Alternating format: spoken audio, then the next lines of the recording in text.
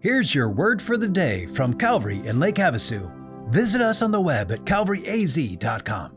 Good morning, Calvary. Pastor Chad with your word for the day. Hey, we're in Ephesians chapter 4, and I just want you to know that God is for unity. I mean, He is one God revealed in three persons, Father, Son, and Holy Spirit. The Trinity is a picture of perfect unity. And Jesus, in the Garden of Gethsemane, prayed for our unity, that we would be one, even as He and the Father are one, so that the world would know that He is the Son of God and Savior of the world. So our unity is a picture of that. And then Paul, the apostle, describes the church as the body of Christ. 1 Corinthians 12 is his longest, kind of treatise on this. But we're the body of Christ. And then in today's passage, you see that the number that Paul leans into to describe us is the number 1. Pick up in Ephesians 4, verse 4. Paul says, "There is one body and one Spirit, just as you were called to the one hope that belongs to your call. One Lord, one faith, one baptism, one God and Father of all, who is over all and through all and in all. But grace was given to each one of us according to the measure of Christ's gift." Did you get the number? The number is 1, right?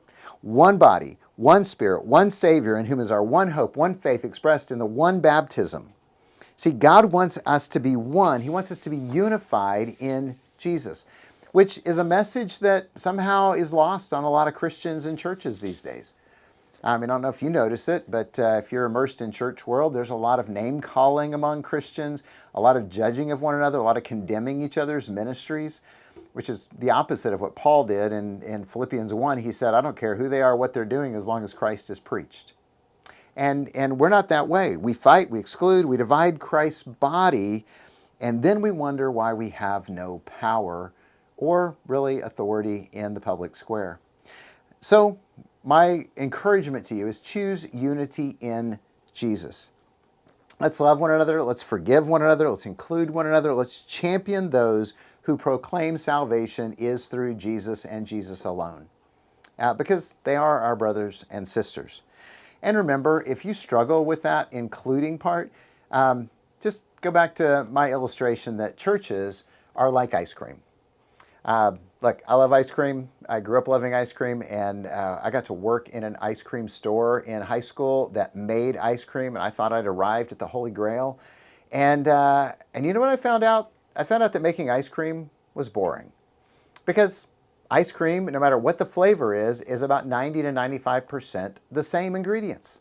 It's just all the same. So, most of the job of making ice cream is just mixing up the same exact ingredients until you get to the last 5 or 10%.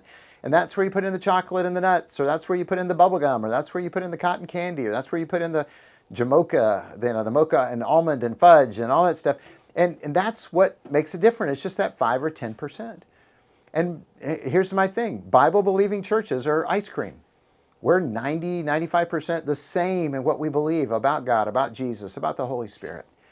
But we're all different. And that difference is that last 5%. That's the difference. That's the doctrinal differences. That's the practice differences.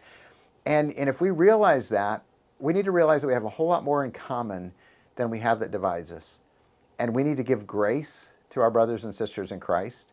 And we need not to condemn them because they have a different flavor than we have, because it's still ice cream.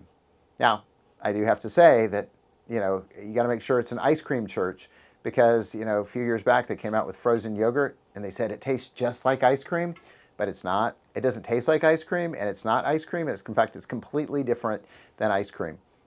And there's some churches out there that are frozen yogurt churches, and they're not proclaiming Jesus as crucified, risen, and coming again as the only Savior of the world. They're not believing the Bible is the only Word of God and reveals us God as we need to know Him. So, I'm not suggesting that we need to include them in that sense of the body of Christ, because they're not. They're frozen yogurt. But if it's an ice cream church, praise God and just bless the people who have a different flavor than you. So let's be united in Christ, because there is one Lord, one faith, one hope, one baptism, and it's all about Jesus. I hope that blesses you today.